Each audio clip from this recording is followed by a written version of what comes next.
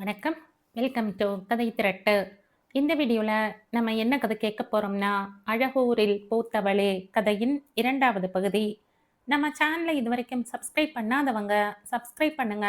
பக்கத்தில் இருக்கிற பெல் ஐகானை கிளிக் பண்ணி ஆளுங்கிற ஆப்ஷனை ப்ரெஸ் பண்ணுங்க. ஸோ தட் நான் போடுற கதைகளை உடனுக்குடனே நீங்கள் கேட்கலாம். வாங்க கதைக்குள்ள போகலாம். என்னடா அக்கனே, அலுவலகம் செல்ல தயாராகி கொண்டிருக்கிறாயா? அப்பா அங்கே வரவும் ஆமாம் என்று தலையை ஆட்டினாள் கனிமொழி. பிரசாத்தை நான் மிகவும் விசாரித்தேன் என்று கூறடா. அப்பா சொல்லவும் கனிமொழிக்கு பிரசாத் என்ற பெயரை கேட்டதுமே புரை ஏறியது. என்னடா, பார்த்து சாப்பிடக்கூடாதா? தண்ணீர் அருந்து. அப்பா நீர் எடுத்து கொடுக்க அம்மா தலையை தட்டி கொடுத்தபடியே ஒரு குட்டும் வைத்தார். பாருங்கப்பா அம்மாவை குட்டு வைக்கிறாங்க. மகள் சிணுங்கினாள். அப்பா ஏதோ சொல்ல எத்தனைக்கு முன்னரே அம்மா முந்திக் கொண்டார். போதும், நீங்க சும்மா இருங்க. அவளுக்கு அதிகமா செல்லம் கொடுத்து கெடுத்து வச்சது நீங்க தான். சனி ஞாயிறு லீவ் நாள்ல வீட்டுல அம்மாவுக்கு ஒத்தாசையா இருக்கலாம். ஒரு சமையலை கத்துக்கலாம்னு நினப்பு இருக்கா? இன்னைக்கும் ஆபீஸ்க்கு போறேன்னு தவிக்கிட்டு இருக்கா. அதுக்கு நீங்களும் சப்போர்ட். அம்மாவின் கோபம் அப்பாவின் பக்கம் திரும்பியதும் கனிமொழி அங்கிருந்து மெல்ல நழுவினாள். என்னம்மா, அவள் அலுவலகத்திற்கு வேலை செய்யத்தானே செல்கிறாள். அன்று பிரசாத்தை நான் சந்தித்த போது கூட கனி மிக திறமையாக வேலை செய்வதாக பாராட்டினான். எனக்கு மிக பெருமையாக இருந்தது. வேலைக்கு செல்ல ஆரம்பித்ததும் பொறுமை, பொறுப்பு, சகிப்புத்தன்மை அத்தனையும் கனிக்கு வந்து விட்டிருப்பதை அறிவாய்தானே? கணவர் சொல்ல சம்மதமாய் தலையாட்டினார். எனக்கும் பெருமைதான். உங்க பெண் குணமானவள், திறமையானவள்னு 4 பேர் சொல்லும்போது பெத்தவளுக்கு சந்தோஷமா இல்லாமலா இருக்கும்? இருந்தாலும் நாளைக்கு இன்னொரு வீட்டுக்கு போகும்போது சிரமப்படக்கூடாதுன்னு தானே சொல்றேன்.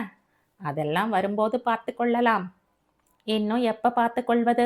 அவளுக்கு 24 வயசு ஆகுது. வரன் பார்க்க ஆரம்பிக்க வேண்டாமா? மனைவி கூற மகளுக்கு திருமண வயது ஆகிவிட்டதா என்ற தந்தை திகைத்தார். திருமணமா? கனிக்கா? இன்னும் என்ன, உங்க பொண்ணு சின்ன பாப்பாவா? அவளுக்கு காலா காலத்துல கல்யாணம் செஞ்சு வைக்க வேண்டாமா? மனைவி சொல்லவும் கனிமொழியின் தந்தை அரங்கநாதன் சிந்தனை வயப்பட்டார். அரங்கநாதன் ஓய்வு பெற்ற அரசு பள்ளி தமிழாசிரியர். அரங்கநாதனுக்கும் அவரது மனைவி கோதைக்கும் திருமணமாகி பல ஆண்டுகளுக்கு பிறகு பிறந்த பெண் கனிமொழி மிகவும் செல்லமாக மகளை வளர்த்து வந்தனர். பெண்ணிற்கு தகுந்த மன வாழ்க்கையை அமைத்து தருவது என்ற பெரிய பொறுப்பு அரங்கநாதனை அச்சுறுத்தியது. பெண்ணை பெற்ற பெற்றோர் அனைவருக்கும் ஏற்படும் கலக்கம்தான் இது. நல்லவன் ஒருவன் கணவனாக அவளுக்கு அமைய வேண்டுமே. பெண்ணை பெற்ற தந்தைகளுக்கு மட்டும்தான் தெரியும் ஒரே நேரம் வெண்ணை முத்தமிட செய்யும் மகிழ்ச்சியும், கடலின் அடி ஆழத்தில் மூழ்கடிக்க செய்யும் துக்கமும் உணரும் தருணம். மகளை நல்லவன் ஒருவன் கைகளில் பிடித்து கொடுக்கும் அந்த கணம். அரங்கநாதன் தவம் இருந்து பெற்ற செல்வகுமாரி கனிமொழி. அவளது திருமணம் பற்றி இதுவரை அவர் சிந்திக்கவே இல்லை.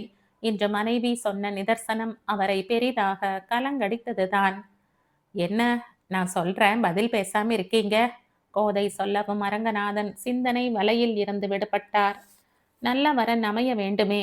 கனியின் மனதிற்கும் பிடித்திருக்க வேண்டும். பையனின் குடும்பமும் சிறப்பாக இருக்க வேண்டும். அவள் மகிழ்ச்சியாக வாழ வேண்டும். நம்மை பிரிந்து வெகு தொலைவில் செல்லாதபடி பக்கமாக இருந்தால் நல்லது. அவளுக்கு அங்கே எந்த குறையும் இல்லாமல் இருக்க வேண்டும். அரங்கநாதன் பேசிக்கொண்டே போனார். கோதை கணவரின் நிலையை நன்றாக புரிந்து கொண்டார். எனக்கு ஒரு யோசனை தோணுது, கணவரிடம் கூறினார். என்ன யோசனை? பிரசாத்துக்கு இன்னும் கல்யாணம் ஆகலை இல்ல. அவனுக்கும் பாவம் தாய் தகப்பன் சொந்தம்னு யாரும் இல்ல. நல்ல தங்கமான பையன். கனியும் அவனை பத்தி எப்போதுமே பெருமையா தான் சொல்லிக்கிட்டு இருக்கா. உங்க மேல பிரசாத்துக்கு மரியாதையும் அபிமானமும் நிரம்ப உண்டு. என்ன சொல்றீங்க? மனைவி இவ்வாறு சொல்ல அரங்கநாதனுக்கு நல்ல யோசனையாகத்தான் மனதில் பட்டது. பெற்றோர் இவ்வாறு தனது திருமணம் குறித்து பேசிக் கொண்டிருப்பதை அறியாத கனிமொழி ஸ்கூட்டியை அலுவலக பார்க்கிங்கில் வந்து நிறுத்தினாள். அன்று சனிக்கிழமை ஆதலால் பார்க்கிங் காலியாக இருந்தது. பாஸ் கூட இன்னும் வரல போல, காரை காணோம் என்று தனக்குத்தானே சொல்லிக்கொண்டு அந்த காலி பார்க்கிங் பகுதியை மீண்டும் மீண்டும் பார்வையால் துழாவினாள். காணோமே என்று முணுமுணுத்து கொண்டே லிப்ட் ஏறியவள் தான் செல்ல வேண்டிய தளத்தின் எண்ணை அழுத்திவிட்டு கதவு மூட காத்திருக்க சட்டென்று அவள் முன்னே வந்து நின்றான் அவன். அவனை பார்த்ததும் காலை கதிரவனின் செங்கதிர்கள் பட்டு ஜொலிக்கும் பனித்துளியாய் அவள் முகம் பிரகாசிக்க, அவள் உள்ளமோ உருகி நிற்க, அந்நேரம் அவன் லிப்டின் உள்ளே வந்து அவள் அருகில் சேர்ந்து நிற்க லிப்ட் எழும்பியது. மேலே மேலே. அவளுக்கு விண்ணில் பறந்து சொர்க்கலோகம் செல்வது போல இருந்தது. அலுவலகம் இருந்த தளம் வந்தடைந்ததும் லிப்டின் கதவுகள் திறக்க அவன் முதலில் வெளியே சென்றான். அவள் வெளியில் வராமல் லிப்டின் உள்ளேயே நின்று கொண்டிருப்பதை கவனித்தவன் லிப்டின் கதவு மூடப் போகும் முன் சட்டென அவளின் கரத்தை பற்றி இழுத்தான். அவன் இழுத்த வேகத்தில் சுய உணர்வு பெற்றவள் சற்றே தடுமாற அவள் விழாமல் மெல்ல தாங்கி பிடித்தான்.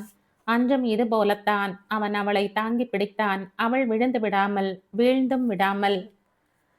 என்னாச்சு கனி, உடம்பு சரியில்லையா? அவன் கேள்விக்கு பதிலேதும் பேசவில்லை அவள். எப்படி பதில் சொல்வாளாம்?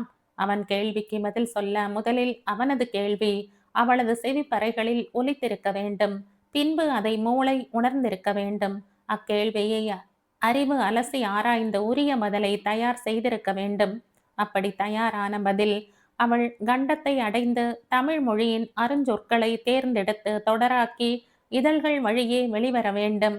அவனது மென் ஸ்பரிசத்தில் உறைந்து போயிருந்தவள் எப்படி பதில் சொல்வாள்? கனி, என்னம்மா, உடம்பு சரியில்லைன்னா ஆபீஸ்க்கு ஏன் வந்த? சாப்பிட்டியா இல்லையா? கனிமொழியிடம் அவன் கொள்ளும் இந்த அக்கறையில் தானே நித்தம் தொலைகிறது அவள் நித்திரை.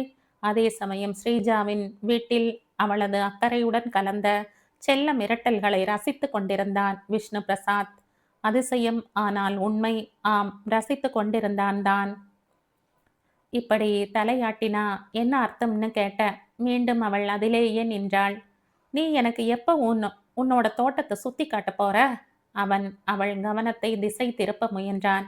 விஷ்ணு, பேச்ச மாத்தாத, நீ பதில் சொல்லு, அப்பதான் உனக்கு தோட்டம் சுத்தி காட்டுவேன். அவள் அங்கிருந்த சேரில் அமர்ந்து கொண்டாள். குழந்தையைப் போல பிடிவாதம் பிடித்தாள்.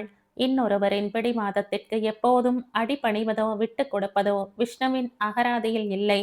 ஆனால் இன்று அவன் மனம் அவனை கேட்காமலே முந்திக் கொண்டு அவளிடம் அடிபணிந்தது. சரி. அவனும் அவள் அருகில் இருந்த நாற்காலியில் அமர்ந்து கொண்டான். என்ன சரி? நீ சொன்னதுக்கு எல்லாம் சரி, ஆனா ஒரு கண்டிஷன். செக் வைத்தான். என்ன கண்டிஷன் சொல்லு? எதனாலும் ஓகே சொன்னவளின் மலர்ந்த முகத்தில் அதில் நிறைந்திருந்த அன்பில் நெகிழ்ந்தான். எதனாலும் சரியா? அப்புறம் பேச்சு மாறக்கூடாது. ஸ்ரீஜா சொன்ன சொல் மாற மாட்டாள். எதனாலும் சொல்லு. தினமும் நீ சமைச்சு உன் கையால பரிமாறினா ஒரு வேளை கூட தவறாமல் உணவருந்துகிறேன்.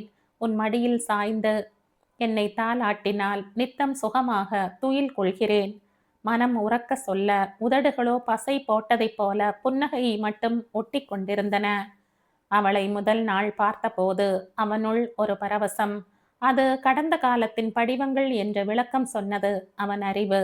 அவளது இனிய பேச்சிலும் இயல்பான அக்கறையிலும் மனம் கரைந்த போது அது பாலைவனமான அவன் பயணத்தில் கானல் நீர் என்ற ஓர் விடையை தயாராக வைத்திருந்தது புத்தி. தோ இப்போது அவனின் நலம் நாடி உரிமையாய் அவள் அதட்டவும் மொத்தமாக அவன் இதயம் சரணடைந்துவிட இதுதான் காதல் என்று அவனுக்கு உணர்த்தியது அவன் ஞானம். சொல்லு விஷ்ணு. அவனது கண்களை ஊடுருவியது அவளது பார்வை. நான் உன்னை காதலிக்கிறேன் பெண்ணே. Yes, I love you. I love you Sreeja. மௌன மொழியில் தேர்ச்சி பெற்று விட்டிருந்தன அவன் விழிகள். சரியாக அச்சமயம் அவனது போன் இனிமையாக பாட, சுவர் கடிகாரம் கணீரென ஒலிக்க, வாசலில் மணி சப்திக்க, அவன் ஒன்றுமே பேசாமல் அமர்ந்திருக்கவும் ஸ்ரீஜா எழுந்த வாசலை நோக்கி ஓடினாள். வானத்தில் ஒலா போகும் யட்சர்கள் ததாத்சு என்று சொல்வார்கள். அப்படி அவர்கள் சொல்லும்போது நாம் என்ன நினைக்கிறோமோ அல்லது சொல்கிறோமோ அது நடந்துவிடும் என்று சிறு வயதில் அவன் தந்தை சொன்ன கதை அவனுக்கு நினைவு வந்தது. போனை சட்டை பையில் இருந்து எடுத்தபடியே எழுந்தவனின் முகம் எதிரே இருந்த கண்ணாடியில் பிரதிபலித்தது. என்னை எனக்கே அடையாளம் தெரியலையே. விஷ்ணு, நீ அப்படி மாறிவிட்டாயடா. தனக்குள் தானே சொல்லி சிரித்து கொண்டான். காதல், அது ஒரு உணர்வு, நமக்குள் புதைந்திருக்கும் உணர்வு. ஆனால் அந்த உணர்வை நாம் உணர ஒரு மூலம் தேவைப்படுகிறது. விஷ்ணு பிரசாத் காதல் எனும் உணர்வை ஸ்ரீஜா மூலமாக உணர்ந்தான். அந்த உணர்வை அவளுக்கே சமர்ப்பித்தான். இந்த புதிய மாற்றத்தை ரசித்தபடியே போனை ஆன் செய்தான். பிரசாத், நலமாக இருக்கிறாயா? அரங்கநாதனின் குரல் கேட்க, ஐயா, நான் நல்லா இருக்கேன், நீங்க எப்படி இருக்கீங்க என்ற மரியாதையோடு வினவினான். நான் சுகம்தான். உன்னை சந்திக்க வேண்டும். ஒரு முக்கியமான விடயம் பேச வேண்டுமே. நான் வீட்டிற்கு வரவா ஐயா? நானே உன் அலுவலகம் வந்து உன்னை சந்திக்கிறேன். உனக்கொன்றும் சிரமம் இல்லையே? ஐயா, எனக்கு ஒரு சிரமமும் இல்லை. எப்போ வேணும்னாலும் வாங்க. அவரிடம் பேசிவிட்டு போனை அணைத்தவன் வாசல் பக்கம் ஸ்ரீஜா யாரோ ஒரு இளைஞனிடம் பேசிக் கொண்டிருப்பதை பார்த்தான். அவள் பேசிவிட்டு வரும் வரை வீட்டை சுற்றி பார்க்கலாம் என்று அந்த சிறிய வீட்டினை வலம் வந்தான். என்ன முக்கியமான விஷயமாக இருக்கும்? ஐயா அவரே வந்து பேசுவதாக சொன்னாரே. யோசித்தபடியே அலமாரியில் அடுக்கி வைக்கப்பட்டிருந்த புத்தகங்களை புரட்டி கொண்டே வந்தான். சரியாக அவன் விரல்கள் அந்த கடிதங்கள் அடங்கிய போல்டரில் படிய அரவிந்த் போன் செய்தான். கையை அங்கிருந்து அகற்றிக் கொண்டவன் அரவிந்திடம் உரையாடலானான். சொல்லு அரவிந்த். சார் எப்ப வருவீங்க? சார்னு கூப்பிடுற, கூட யார் இருக்கா? கனிமொழி வந்திருக்காங்க. நீங்க இன்னும் வரலையேன்னு நான் போன் செய்தேன். அரவிந்த் கூற தான் வர சற்று தாமதமாகும் என்று விஷ்ணு சொல்லி போனை வைத்தான். ஒருவேளை அரங்கநாதன் ஐயா கனிமொழியை பத்தி பேசத்தான் வரேன்னு சொன்னாரோ? சிந்தனை வயப்பட்டான். அதே நேரம் நான் நல்லாத்தான் இருக்கேன். எதுக்கு பாசுக்கு போன் செய்தீங்க? அலுவலகத்தில் கனிமொழி அரவிந்தை கடிந்து கொண்டாள். அவளது தடுமாற்றத்தை உடல் நலக்குறைவு என்று புரிந்து கொண்ட அரவிந்த் அவளை மருத்துவரிடம் அழைத்து செல்வதாக கூறி விஷ்ணுவுக்கு போன் செய்தான். விஷ்ணு பிரசாத் அலுவலகம் வந்தால் சொல்லிக்கொண்டு அவளை டாக்டரிடம் காட்டி வீட்டில் கொண்டு விடலாம் என்று நினைத்திருந்தான். விஷ்ணு வர சற்று தாமதமாகும் என்று சொன்னதால் நிலை கொள்ளாமல் தவித்தான். கனிமொழிக்குத்தான் திண்டாட்டமாக போய்விட்டது. பிரசாத் சார்மோன் இவன் ஏதும் உளறி வைக்காமல் இருக்க வேண்டும். ஆமா, அப்படியே ஏதேனும் சொன்னா அந்த மிலிட்ரி ரோபாட்டுக்கு புரியவா போகுது என்று நினைத்து கொண்டாள். அவளுக்கு எப்படி தெரியும் ரோபோட்டுக்குள்ளும் காதல் முகை விரித்து மலர்ந்து மனம் வீசும் ரகசியம்? காமர்ஸ் பாடத்தில் பட்டம் பெற்ற கனிமொழி பூர்த்தியில் அக்கவுண்ட்ஸ் பிரிவில்தான் முதலில் வேலைக்கு சேர்ந்திருந்தாள். தலைமை பொறுப்பில் இருப்பவர்களை தவிர மற்றவரை நியமிப்பது மேற்பார்வை செய்வது எல்லாம் அரவிந்த் தான். பூர்த்தி பல இடங்களில் தங்களது கிளைகளை பரப்பிக் கொண்டிருந்த நேரம் விஷ்ணு அரவிந்த் இருவருமே வேலை நிமித்தம் அடிக்கடி வெளியூர் வெளிநாடுகள் என்ற பயணம் மேற்கொள்ள வேண்டியிருந்தது. அந்நேரம் பார்த்து அவர்களின் காரியதரிசி சரஸ்வதி அவரது கணவரது பணி மாற்றம் காரணமாக வெளிநாடு செல்வதால் ராஜினாமா செய்துவிட அப்பொறுப்பில் யாரை நியமனம் செய்வது என்று இருவரும் ஆலோசனை செய்தனர். புதுசா யாரையும் ரெக்ரூட் செய்வதற்கு பதிலா ஏற்கனவே இருக்கும் ஸ்டாஃப்ல ஒருத்தரை அப்பாயிண்ட் செய்யலாம் அரவிந்த். காரியதரிசி பதவி ரொம்ப முக்கியம் வாய்ந்தது. நம்பிக்கையான நபராக இருக்கணும், அதுதான் முக்கியம். நீ யாரை சொன்னாலும் சரிதான். விஷ்ணு பொறுப்பை அரவிந்திடம் கொடுத்து விட்டிருந்தான். பணியில் சேர்ந்து 1 வருடம் கூட ஆகவில்லை எனும்போதும் கனிமொழியின் திறமையும் நேர்மையும் அவள் பணியை விரும்பி செய்த பாங்கையும் அரவிந்த் கவனித்து கொண்டுதான் இருந்தான். அதே சமயம் அவளது வெகுளியான சுபாவத்திலும் கலகலப்பான இனிய பேச்சிலும் அவன் வெகுவாக கவரப்பட்டிருந்தான். அண்ணா, கனிமொழின்னு அக்கவுண்ட் செக்ஷன்ல ஒரு பொண்ணு இருக்காங்க.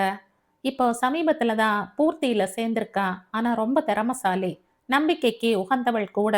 அரவிந்த் முதலில் பன்மையில் ஆரம்பித்து ஒருமையில் கனிமொழி பற்றி குறிப்பிட்டது விஷ்ணுவின் கவனத்தில் பதிந்தது. அரவிந்த், உனக்கு கீழே தான் அவங்க வேலை இருக்கணும். ஸோ உனக்கு யார் சரின்னு தோணுதோ அவங்களையும் அப்பாயின்மெண்ட் செய்கிற. இந்த பதவிக்கு நியமனம் செய்ய நாம் சீனியாரிட்டி எல்லாம் பார்க்க தேவையில்லை. ஜூனியராக இருந்தா ட்ரெயின் செய்ய பெட்டர். விஷ்ணு பிரசாத் சொல்லிவிட கனிமொழியையே தேர்வு செய்தனர். மிஸ் கனிமொழி, இது மிகவும் முக்கியமான பதவி. வேலை சுமையும் அதிகம். முக்கியமாக நிறைய விஷயங்களில் ரகசியம் காக்கப்பட வேண்டும். ஒர்க் பற்றி எல்லாம் அரவிந்த் உங்களுக்கு கற்றுக் கொடுப்பார். ஓவர் டைம் படியெல்லாம் கண்டிப்பாக கிடைக்கும். ஆனால் மற்ற ஸ்டாஃபுக்கு கிடைக்கும் வீக்கெண்ட் லீவ், குறிப்பிட்ட வேலை நேரம் எல்லாம் உங்களுக்கு எப்பவுமே கிடைக்கும்னு சொல்ல முடியாது. எனக்கு எப்படி அரவிந்த் எல்லாமாக இருக்கிறாரோ அப்படி நீங்க அரவிந்துக்கு இருக்க வேண்டியிருக்கும். நல்லா யோசிச்சு சம்மதம்னா அரவிந்திடம் சொல்லுங்க. உங்க ஆர்டரை அவர் கொடுப்பார். முகத்திலும் சரி குரலிலும் சரி எவ்வித பாவனைகளும் இன்றி சீரான மொழியில் அவளிடம் உரைத்தான் விஷ்ணு. அப்போதுதான் முதல் முறையாக அவள் விஷ்ணு பிரசாத்தை நேரடியாக சந்திக்கிறாள். உள்ளூர சற்றே நடுக்கம் கொண்டாலும் அவளுக்கு இந்த பதவி உயர்வில் பெருமையும் மகிழ்ச்சியுமே. செக்ரட்டரி பதவிக்கு புதிதாக ஒருவரை நியமனம் செய்ய போவது குறித்து அலுவலகத்தின் எல்லா துறையிலும் 1 வார காலமாகவே சலசலத்து கொண்டிருந்தனர். அது ஒன்றும் தலைமை பதவி இல்லை, சம்பளமும் அதிகம் இல்லை. சொல்லப்போனால் வேலை அதிகம். விஷ்ணுவிடம் வேறு நேரடியாக வேலை செய்ய வேண்டும். நிறைய பேர் அந்த பதவிக்கு தாங்கள் தேர்ந்தெடுக்கப்படாமல் இருப்பதே நல்லது என்றே நினைத்தனர். ஆனால் மற்றொரு வகையில் பார்த்தால் அது அதிகாரம் நிறைந்த பதவி. அரவிந்துக்கு வலது கை போன்ற பதவி அது. விஷ்ணு பிரசாத் அனைத்தையும் அவன் நேர் பார்வையிலேயே வைத்திருப்பவன் என்றாலும் அரவிந்த் தான் அவனது கண்கள். அரவிந்தின் நம்பிக்கையை பெற்றுவிட்டால் விஷ்ணு பிரசாத்தின் நம்பிக்கையை பெறுவது போல. அதனால் ஒரு சிலர் இந்த பதவியின் மேல் கண் வைத்திருந்தனர். முன்பு வேலை செய்த சரஸ்வதி, பூர்த்தி சிறிய அளவில் உருவான நாள் முதலே விஷ்ணு மற்றும் அரவிந்துடன் இருந்தவள். கணவரின் வெளிநாட்டு பணிமாற்றம் இல்லையெனில் அவள் பூர்த்தியை விட்டு என்றும் விலகவே மாட்டாள். விஷ்ணு ஏதும் காட்டிக்கொள்ளவில்லை என்றாலும் அரவிந்த் தான் மிகவும் வருத்தம் கொண்டான். நீங்க இல்லாம நான் என்ன செய்வேன் சரஸ் மேடம்? எனக்கு கை ஒடிந்தது போல இருக்கு. உடனே வேற கிளம்புறீங்க. இன்னும் ஸ்டாஃப் தேர்ந்தெடுக்கவே இல்லை. சாரி அரவிந்த், அவருக்கு உடனே ஜாயின் செய்ய சொல்லி ஆர்டர். எனக்கும் விசா மற்ற வேலைகள் எல்லாம் இருக்கே. உங்களை விட்டு பூர்த்தியை விட்டு போக எனக்கு மட்டும் என்ன சந்தோஷமாகவா இருக்கு? பிரசாத்தை இப்படியே இருக்க விட்டுடாத அரவிந்த். அவனுக்கு வேலை, லட்சியம், வெற்றி இதையும் தாண்டி வாழ்க்கை இருக்குன்னு சொல்லு. மற்றபடி அங்கிருந்து என்ன உதவினாலும் செய்யற மிகுந்த அக்கறையோடு சொன்னார். பூர்த்தி இன்று இவ்வளவு வளர்ச்சி அடைய விஷ்ணு பிரசாத்தும் அரவிந்தும் எவ்வளவு கடுமையாக உழைத்தனர், இன்னும் உழைத்து கொண்டிருந்தனர் என்று முழுமையாக அறிந்தவர் அவர். Thanks madam. அரவிந்த் அவருக்கு பிரியா விடை கொடுத்தான். தான் தேர்ந்தெடுக்கப்படுவோம் என்று கனிமொழி கனவிலும் நினைக்கவில்லை. எத்தனை முக்கியத்துவம் வாய்ந்த பொறுப்பு என்று அவள் அறிந்தே இருந்தாள். அவளுக்கு அரவிந்தை பிடிக்கும். எப்போதும் சிரித்த முகமாக தேனி போல இங்கும் அங்கும் துரு துருவென இயங்கும் அரவிந்தை அவளுக்கு எப்போதும் பிடிக்கும். விஷ்ணு பிரசாத் பற்றித்தான் எப்போதும் அலுவலகத்தில் பேச்சாக இருக்குமே. எப்படி சிரிப்பது, எப்படி வாழ்க்கையை ரசித்து அனுபவிப்பது என்று அவனுக்கு யாரேனும் கற்றுக் கொடுத்தால் நல்லது என்று ஓரொரு சமயம் நினைப்பாள். எப்படித்தான் இந்த அரவிந்த் அந்த ரோபோட் கூட குப்பை கொட்டுகிறாரோ? சில சமயம் தனக்குள்ளேயே நினைத்து கொள்வாள். அரவிந்தின் கீழ் தான் தனக்கு வேலை. நேரடியாக பிரசாத்தை அவ்வளவாக அணுக நேரிடாது என்றவுடனேயே அவளுக்கு சந்தோஷமாக போய்விட்டது. சார், எனக்கு சம்மதம் சார். யோசிக்க அவகாசம் எடுத்து கொள்ளாமலேயே கனிமொழி சம்மதம் சொன்னாள். விஷ்ணுவின் அறையில் இருந்து வெளியே வந்ததும் அரவிந்திற்கு நன்றி சொன்னாள். என்ன யோசிக்காம ஓகே சொல்லிட்டீங்க? அரவிந்த் அவளிடம் கேட்டான். உங்ககிட்ட தானே நான் ரிப்போர்ட் செய்யணும். நீங்க தானே எனக்கு பாஸ். அதான் ஓகே சொல்லிட்டேன். சிரித்து கொண்டே அவள் சொல்ல அவனுக்குள் மெல்லிய குற்றால சாரல். அரவிந்த் அவளுக்கு பொறுமையாக வேலை கற்றுக் கொடுத்தான். அவளும் ஆர்வத்துடனும் முனைப்புடனும் கற்றுக்கொண்டாள். கனிமொழிக்கு காரியதரிசி பதவி கிடைத்ததும் பலர் அவளுக்கு வாழ்த்து தெரிவித்தனர். பாவம், சின்ன பொண்ணு மிலிட்ரி ரோபோட் கிட்ட மாட்டிக்கிச்சு என்று சிலர் அவளுக்காக கரிசனம் கொண்டனர். ஆனால் சிலரது பொறாமையையும் அவளது இப்பதவி மாற்றம் கிளறி விட்டிருக்க கூடும் என்று ஒருவரும் நினைத்து பார்க்கவில்லை. கனிமொழி தனக்கு கிடைத்த பதவி உயர்வு பற்றி பெற்றோரிடம் மகிழ்ச்சியாக தெரிவித்தாள். அப்பா, எங்க பாஸ் இருக்காரே, ரொம்ப சாதாரண நிலைமையில சின்ன கடை ஆரம்பித்து இன்னைக்கு இவ்வளவு தூரம் சொந்த உழைப்பால முன்னேறி இருக்கார். அதுவும் நேர்மை தவறாதவர்னு அவருக்கு நல்ல பெயரும் உண்டு. இந்த போஸ்டுக்கு என்னை செலக்ட் செய்தது எனக்கு எவ்வளவு சந்தோஷமா இருக்கு தெரியுமாப்பா? தந்தையிடம் தான் பணிபுரியும் நிறுவனத்தின் சிறப்புகள் பற்றியும் பதவி உயர்வு பற்றியும் கூறினாள். மிக்க மகிழ்ச்சி கனி. உன் பணியை திறம்பட செய்ய வேண்டும். உண்மையாக நேர்மையாக இருப்பதே முக்கியம். தந்தை கூறிய அறிவுரையை ஏற்று அதன்படியே நடந்தாள். சரஸ்வதி மேடம் திடீர்னு ரிசைன் செய்ததும் ரொம்ப கஷ்டமா போயிடும்னு நினைச்சேன். ஆனா நீங்க என்னோட வேலைய இன்னும் சுலபமா ஆக்கிட்டீங்க. அரவிந்த் பாராட்டும் போதெல்லாம் மனம் மகிழ்ந்துதான் போவாள். கனி என்றும் அரவிந்த் என்றும் பெயர் சொல்லி அழைக்கும் வண்ணம் இருவருக்கும் இடையில் நல்ல நட்பும் புரிதலும் உருவாகி இருந்தது. ஜப்பான் மற்றும் தென் கொரியா நாடுகளின் முன்னணி எலக்ட்ரானிக் நிறுவனங்களோடு தொழில் தொடர்பு ஏற்படுத்துவது தொடர்பான வேலையின் ஆரம்ப காலகட்டம். இது நமக்கு மிக முக்கியமான ப்ராஜெக்ட். கொஞ்சம் பிழை இருந்தாலும் அவங்க ரிஜெக்ட் செய்திடுவாங்க. அண்ட் டைம் ரொம்ப முக்கியம். குறிப்பிட்ட கால அவகாசத்திற்குள் நாம தயாரா இருக்கணும். விஷ்ணு பிரசாத் இதில் வெற்றி பெற்றுவிட வேண்டும் என்று தீவிரமாக இருந்தான். ப்ராஜெக்டின் முதல் நிலை அறிக்கை சமர்ப்பிக்க வேண்டிய நாள் நெருங்கிக் கொண்டிருந்தது. அனைத்து துறையினர் அளித்த தகவல் அறிக்கைகளை எல்லாம் ஒன்றாக தொகுத்து கொண்டிருந்தாள் கனிமொழி. தனது சிஸ்டத்தின் ஃபோல்டரில் சேமித்து வைத்திருந்தாள். கனி, எல்லாம் ரெடியா? நானும் பாசும் பெங்களூரு போறோம். நாளைக்கு காலையில வந்துடுவோம். மார்னிங் 8 மணிக்கு வீடியோ கான்ஃபரன்ஸ் மூலமா நம்ம ப்ராஜெக்டை ப்ரெசென்ட் செய்யணும். இது மட்டும் நல்லபடியா முடிஞ்சுட்டா டீல் நமக்குத்தான். நீங்களும் கொஞ்சம் சீக்கிரம் வர வேண்டியிருக்கும். அன்று காலையிலேயே அவளிடம் அரவிந்த் சொல்லி சென்றான். இன்னும் கொஞ்சம் எடிட் செய்ய வேண்டியிருந்ததால் அதை முடித்துவிட்டு மெயில் செய்து கொள்ளலாம் என்று சிஸ்டத்திலேயே சேவ் செய்து வைத்திருந்தாள். அவள் வேலை செய்து கொண்டிருந்த போதே திடீரென ஏதோ ஷார்ட் சர்க்கியூட் ஏற்பட்டது போல ஒரு சிறு ஒலியுடன் மின்சாரம் நின்று போனது. சில நிமிடங்களிலேயே ஜெனரேட்டர் இயங்கி விட்டிருந்த போதும் கனிமொழியின் சிஸ்டம் ஆன் ஆகவில்லை. வேலை நேரம் முடிந்து துப்புரவு தொழிலாளர்கள், மெயின்டெனன்ஸ் சூப்பர்வைசர், வாட்ச்மேன் தவிர வேறு யாரும் இல்லை என அப்போதுதான் கவனித்தாள். நாளை என்ஜினியர் வந்தவுடன் நிமிடத்தில் சரி செய்து விடுவார்தான். ஆனால் அவர் 9 மணிக்குத்தான் வருவார். 7 மணிக்கெல்லாம் பிரசன்டேஷன் என்று அரவிந்த் சொல்லி சென்றானே. நான் வேறு மெயில் செய்து வைக்கவில்லை, வேறு எதிலும் சேவ் செய்யவில்லை, என்ன செய்வது என்ற நிலை குலைந்து போனாள். அப்போது அவள் மொபைல் ஒலிக்க, ஒருவேளை அரவிந்தாக இருக்குமோ என்ற திரையை பார்த்தவள் அப்பா என்றிருக்க உடனே ஆன் செய்தாள். கனே, வேலை முடிந்து விட்டதா? அரங்கநாதன் கேட்க, இன்னும் சிறிது நேரம் ஆகும் என்ற பதில் சொன்னாள். சரி, அப்ப நானே அம்மாவை மருத்துவரிடம் அழைத்து செல்லவா? அரங்கநாதன் கேட்கவும் தான் அவளுக்கு நினைவே வந்தது. கோதைக்கு கொஞ்சம் உயர் இரத்த அழுத்தம் உண்டு. சில நாட்களாக அடிக்கடி மயக்கம் வருவதால் இதய நிபுணரிடம் காண்பிக்க அப்பாயின்மெண்ட் வாங்கியிருந்தாள். என்னதான் அரங்கநாதன் உடனே செல்கிறார் என்றாலும் மனைவிக்கு ஒன்று என்றால் பதறி போய்விடுவார். அப்பா, நான் டாக்டர் கிட்ட ஃபோன் செய்து நாளை அப்பாயின்மெண்ட் கிடைக்குமா என்று கேட்கிறேன் என்று கூறி டாக்டரின் உதவியாளருக்கு ஃபோன் செய்தாள். டாக்டர் அருண் ஆஃபீஸ் மறுமுனையில் அழைப்பு எடுக்கப்பட தன்னை அறிமுகம் செய்து அடுத்த நாள் டாக்டரை சந்திக்கலாமா என்று கேட்டாள் கனிமொழி. சாரி மேடம், டாக்டர் கான்ஃபரன்ஸுக்காக நாளைக்கு பாரிஸ் போறார். நெக்ஸ்ட் சாட்டர்டே அப்பாயின்மெண்ட் தரவா? அவ்வளவு நாள் எப்படி தள்ளி போடுவது? இப்போது இன்னொரு டாக்டரை விசாரித்து அவரை பார்க்க நேரம் வாங்கி எல்லாம் நடக்கிற காரியமா? இன்னைக்கே வந்து பார்க்கிறோம் மேடம், கொஞ்சம் லேட் ஆகும் ப்ளீஸ். அவள் கெஞ்சலாய் கேட்க, சரி என்று எதிர்முனையில் இருந்து பதில் வரவும் தந்தைக்கு தகவல் சொன்னாள். அப்பா, நீங்க அம்மாவை அழைச்சிக்கிட்டு ஆஃபீஸ் வந்துடுங்க, இங்கிருந்து சேர்ந்து போயிடலாம். அப்பாவிடம் சொல்லிவிட்டு அடுத்து என்ன செய்யலாம் என்று யோசித்தாள். மீண்டும் அனைத்தையும் கம்பைல் செய்வது என்றால் விடிய விடிய செய்தாலும் முடியாத காரியம். என்ஜினியரை வர சொல்லி கேட்டுக்கொள்ளலாம் என்றால் அவர் நம்பர் ஸ்விட்ச் ஆஃப் என்று வந்தது. பெற்றோர் வந்துவிட மருத்துவரை சந்தித்து சத்து குறைபாட்டினால் வரும் மயக்கம் என்று அவர் நிம்மதி அளித்தார். பெற்றோரிடம் மீண்டும் அலுவலகம் செல்வதாக கனிமொழி சொல்ல கோதை சினம் கொண்டார். கனிமொழிக்கோ என்ன செய்வது என்று புரியவே இல்லை. அரவிந்தின் நம்பருக்கு ஃபோன் செய்து பார்த்தால் தொடர்பு எல்லைக்கு வெளியில் உள்ளார் என்றே வந்தது. வேறு வழி இல்லை, புதிதாக பிரசன்டேஷன் தயாரிக்கத்தான் வேணும் என்ற மனதில் நினைத்தவள் தனது லேப்டாப்பை திறந்து வைத்து மெயிலை திறந்தாள். அதில் முன்பு சேமித்து வைத்திருந்த தகவல்கள் எல்லாவற்றையும் திரட்டி பிரசன்டேஷன் தயாரிக்கலானாள். இரவு முழுக்க விழித்து தயாரித்து கொண்டே இருந்தவள் எப்போது தூங்கி போனாள் என்று அவளே அறியவில்லை.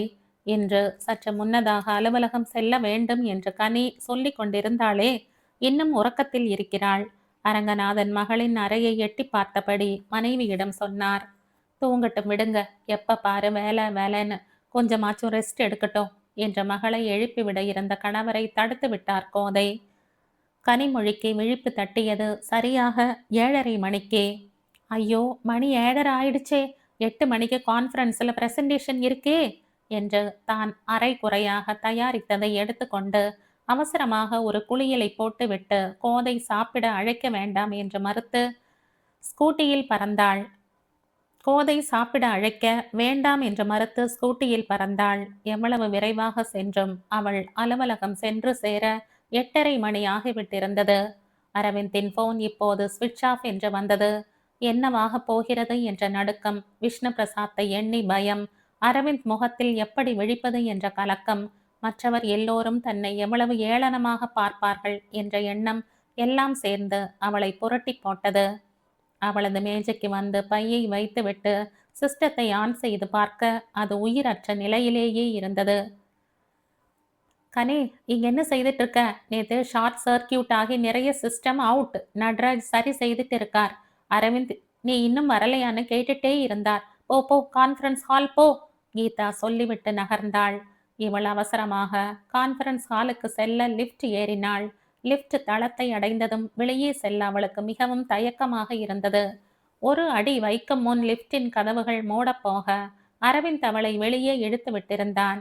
மனதின் கலக்கம் இரவு முழுக்க விழித்திருந்தது. சாப்பிடாதது எல்லாம் சேர்த்து அவளை நிலை தடுமாற செய்ய அப்படியே அவளை தாங்கி பிடித்தான். இத்தனையும் ஒரு நிமிடத்திற்கும் குறைவான நேரத்தில் நடந்துவிட உடனேயே சமாளித்து விட்டிருந்தாள்.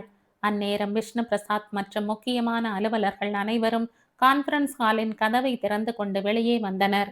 மிஸ் கனிமொழி, உங்ககிட்ட இருந்து நான் இதை எதிர்பார்க்கவே இல்லை. விஷ்ணு எப்போதும் போல உணர்ச்சியற்ற தொனியில் கூறவும் கனிமொழி மொத்தமாக துவண்டாள். அவளது நடுக்கத்தை உணர்ந்த அரவிந்த் அவளது கரத்தினை இறுக பற்றி கொண்டான். அவனது மறு கையில் ஃபைல் வைத்திருந்ததால் மற்றவர் பார்வையில் அவன் அவளை பற்றி இருந்தது படவில்லை. ஆனால் விஷ்ணுவின் கழுகு கண்களில் இருந்து தப்பவில்லை. சார் வந்து நான் அவள் குரல் தந்தி அடித்தது. குட், கீப் இட் அப் என்று சொல்லிவிட்டு விஷ்ணு பிரசாத் லிப்டுக்குள் நுழைந்து விட்டான். மற்றவர்கள் அனைவரும் அவளிடம் வாழ்த்து தெரிவித்து சென்றனர். இப்போது அரவிந்த் அவனது கரத்தினை மெல்ல விலக்க முயல அவள் அவன் கையை பற்றி கொண்டாள். அங்கிருந்து அனைவரும் சென்றுவிட அவனை ஏறிட்டாள். அலை பாயும் அவள் கண்மணிகளின் நீர் படலத்தில் அவன் முகம் விழிநீர் முத்தாக திரண்டு அவளின் இமையை தாண்ட காத்திருக்க அவளது கன்னங்களை நனைக்கும் முன் தனது சுட்டு விரலால் சுண்டிவிட்டான் அவன்.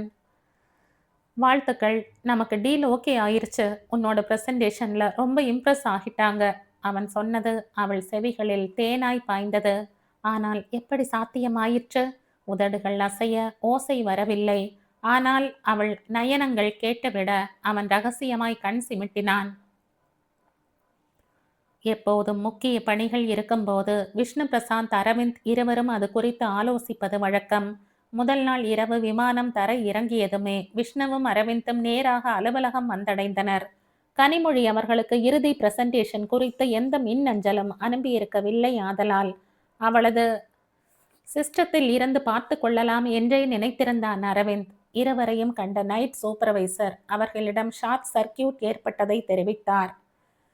அரவிந்த் மற்றும் விஷ்ணு பிரசாத் இருவரின் கணினி சீராக இயங்கவே அரவிந்த் தனது கம்ப்யூட்டரில் இருந்த காமன் ஃபோல்டரை திறக்க அங்கே கனிமொழி தயார் செய்திருந்த இறுதி பிரசன்டேஷன் இருந்தது. விஷ்ணுவின் மின் அஞ்சலுக்கு அதை அனுப்பி வைத்தவன் தனது மின் அஞ்சலிலும் ஒரு காப்பி சேவ் செய்து வைத்தான். நான் காமன் ஃபோல்டரிலா சேவ் செய்து வைத்திருந்தேன். உங்க சிஸ்டத்தில் இருந்து அதை பார்க்கலாமா? ஆச்சரியமாய் கேட்டாள் கனிமொழி. நீ சேவ் செய்யல, நான் தான் செய்த. உனக்கு ஞாபகம் இருக்கா? பிக்சர் எப்படி சேர்ப்பதுன்னு அன்னைக்கு நீ கேட்ட போதுதான் நான் அதை செய்து கொடுத்தேனே. அப்போ சேவ் செய்த போதே அதை காமன் ஃபோல்டரில் போட்டு வைத்தேன். சரஸ் மேடம் எப்போதும் முக்கியமான ஃபைல்களை காமன் ஃபோல்டரில் தான் சேமித்து வைப்பாங்க. அதை நானும் பாஸும் ஆக்சஸ் செய்துக்கலாம். எனக்கு கம்ப்யூட்டர் பற்றி அவ்வளவா தெரியாது. காலேஜ் போகும்போது சும்மா ஈவினிங் கிளாஸ் போனேன். இங்கே வந்துதான் நிறைய கற்றுக்கிட்டேன். அது சரி, எனக்கு ஃபோன் செய்ய வேண்டியது தானே. சிஸ்டம் ஷட் டவுன் ஆகிருச்சுன்னு ராத்திரி எல்லாம் விழிச்சு வேலை செய்தையாமே. காலையில் சாப்பிடக்கூட இல்லாமல் அவசரமாக புறப்பட்டு வந்துட்ட. அவன் கடிந்து கொண்டான். இதெல்லாம் உங்களுக்கு எப்படி தெரியும்? அவள் வியப்புடன் அவனை பார்த்தாள். உன் மொபைலுக்கு ஃபோன் செய்தா ரிங் போய்கிட்டே இருந்தது. உன்னோட எமர்ஜென்சி கான்டாக்டில் வீட்டு நம்பர் இருக்க ஃபோன் செய்த. உங்கள் அம்மா தான் சொன்னாங்க. அவன் சொல்ல அவள் கோபித்து கொண்டாள். நான் எத்தனை தடவை உங்கள் ஃபோனுக்கு ட்ரை பண்ண தெரியுமா? தொடர்பு எல்லைக்கு வெளியில் உள்ளார்னே வந்தது. அப்புறம் ஸ்விட்ச் ஆஃப்னு தான் வந்தது. அழும் குரலில் முடித்தாள். சாரிம்மா, என் மொபைலில் சார்ஜ் இல்லை. நீ பாஸ் மொபைலுக்கு கால் செய்திருக்கலாம் தானே? அவன் கேட்டுவிட ஐயையோ என்று அதிர்ந்தாள். அம்மாடி, எனக்கு அவரை பார்த்தாலே இல்லை இல்லை நினைச்சாலே நடுங்குது. வெளிப்படையாக அவள் அவனிடம் சொன்னதை அவன் மிகவும் ரசித்தான். சரி வா, இப்ப கேன்டீன் போய் உனக்கு ஏதாவது சாப்பிட வாங்கித்தர என்று அவளை அழைத்து கொண்டு சென்றான். பிரசன்டேஷன் வெற்றிகரமாக முடிந்ததில் விஷ்ணுவிற்கும் கொஞ்சம் மகிழ்ச்சிதான். இந்த டீல் முடிந்து எல்லாம் நல்லபடியாக நடந்தால் அவனது பூர்த்தி சிகரத்தை அடைந்துவிடும். இத்தனை ஆண்டுகளாக வேறு எந்த சிந்தனையும் இன்றி இந்த உயர்வுக்குத்தானே அவன் பாடுபட்டது. உயர வேண்டும், இன்னும் அதிகமாக உயர வேண்டும், எங்கும் பூர்த்தியே பூரணமாக இருக்க வேண்டும். மனதிற்குள் உறுதி கொண்டான். அவன் தனது அறைக்கு சென்று சாய்வு நாற்காலியில் அமர்ந்து அங்கே கம்ப்யூட்டரின் திரையில் தெரிந்த சிசிடிவி காட்சிகளில் அலட்சியமாக ஒரு பார்வையை செலுத்திவிட்டு திரும்பினான். சட்டென ஏதோ தோன்ற மீண்டும் உற்று பார்க்க அலுவலக வாயிலில் ஒரு பெரியவர் கையில் கூடையுடன் காவலாளியிடம் ஏதோ விசாரித்து கொண்டிருந்தார். அரங்கநாதன் ஐயா மாதிரி இருக்கே. ஜூம் செய்து பார்க்க அவரேதான் என்று உறுதி கொண்டான். உடனேயே இன்டர்காம் மூலம் காவலாளியை அழைத்து அவரை தனது அறைக்கு அழைத்து வரும்படி உத்தரவிட்டான். அரங்கநாதன் உள்ளே நுழைந்ததுமே தனது இருக்கையில் இருந்து எழுந்து வந்து அவர் பாதம் பணிந்தான். ஐயா, என்ன தெரியுதா? விஷ்ணு கேட்க அடையாளம் தெரியாமல் விழித்தார் அரங்கநாதன். உங்க மாணவன் ஐயா, விஷ்ணு பிரசாத் என்று தான் பயின்ற வருடத்தை கூறி அவருக்கு நினைவுபடுத்தினான். ஆமா, இப்போது நினைவு வந்தது பிரசாத். உன் அப்பா பிள்ளையார் கோயில் தெருவில் இருந்த மளிகை கடையில் பணி செய்தாரே. அரங்கநாதன் கூறவும் விஷ்ணுவின் முகம் ஒரே ஒரு நொடி வாடியது. உடனேயே தன்னை மீட்டு கொண்டான். ஆமா ஐயா, நல்லா இருக்கீங்களா? நீங்க இந்த பக்கம் எப்படி? இப்போது சென்னையில தான் இருக்கீங்களா? கேள்விகளை அடுக்கினான். தான் பணியில் இருந்து ஓய்வு பெற்று சென்னை புறநகரில் குடிபெயர்ந்ததை சொன்னவர் தனது மகள் கனிமொழி பூர்த்தியில்தான் பணிபுரிவதாக கூறினார். அப்படியா? கனிமொழி உங்க மகளா? ரொம்ப திறமையானவங்க. இன்னைக்கு மிகப்பெரிய டீல் கிடைக்க அவங்க பங்களிப்பு ரொம்ப முக்கியமானதாக இருந்தது. கனிமொழி பற்றி விஷ்ணு சிலாகித்து கூறவும் தந்தை உள்ளம் பூரித்தது. விஷ்ணுவின் வளர்ச்சி கண்டு மகிழ்ந்து மனதார வாழ்த்தினார். ஜப்பான் நிறுவனத்துடனான ஒப்பந்த வேலைகளின் காரணமாக கனிமொழிக்கு வேலை பளு அதிகம் இருந்தது என்றாலும் அவள் அதை சந்தோஷமாகவே செய்தாள். அப்படி நேரம் பார்க்காமல் வேலை செய்து கொண்டிருந்த ஒரு மாலை பொழுதை மழை சொந்தம் கொண்டாடி கொண்டிருக்க தனது இருசக்கர வாகனத்தில் எப்படி வீட்டுக்கு செல்வது என்று விழித்து கொண்டிருந்தாள். கனிமொழியை அவங்க வீட்டில் விட்டுட்டு உன்னையும் டிராப் செய்துட்டு நான் வீட்டுக்கு போறேன் என விஷ்ணு சொல்லிவிட கனிமொழியும் அந்நேரம் அதுவே சரி என்று சம்மதித்தாள். கனிமொழியை எதிர்பார்த்து வீட்டின் வாயிலிலேயே நின்று கொண்டிருந்த கோதையும் அரங்கநாதனும் விஷ்ணுவின் காரை கண்டதும் அவனை வீட்டுக்குள் அழைக்க நேரமாகிவிட்டதால் பின்னொரு சமயம் வருவதாக கூறி சென்றான். அப்போது இருந்தே கனிமொழியின் வீட்டில் அடிக்கடி அவனை பற்றிய பேச்சு எழுந்து கொண்டேதான் இருந்தது. என்னதான் விஷ்ணு பிரசாத் தன் தந்தையின் மாணவனாக இருந்தாலும் அவ்வப்போது அவளின் பெற்றோரின் நலனை அவன் கேட்டறிந்தாலும் கனிமொழி இன்று வரையிலும் அவன் மீது சற்று பயம் கொண்டிருந்தாள்தான். அவள் மட்டுமல்ல, அந்த அலுவலகத்தில் பணிபுரிந்த அனைவரும் விஷ்ணு மேல் ஒருவித பயம் கலந்த மரியாதையை கொண்டிருந்தனர். அப்படி எல்லோருக்கும் சிம்மமாக இருப்பவன் ஸ்ரீஜா முன் சிறுவனாகி போன ரகசியம்தான் இன்னும் அவனுக்கே புரியவில்லை. அரங்கநாதன் மற்றும் அரவிந்த் இருவரிடமும் போன் பேசி முடித்த விஷ்ணு ஸ்ரீஜாவின் வீட்டு ஹாலில் இருந்து வாயிற்கதவு பக்கம் வந்து அவளை எதிர்நோக்கிய வண்ணம் நின்று கொண்டிருந்தான். வாசலில் இருந்து அப்போதுதான் அவளும் வீட்டை நோக்கி வந்து கொண்டிருந்தாள்.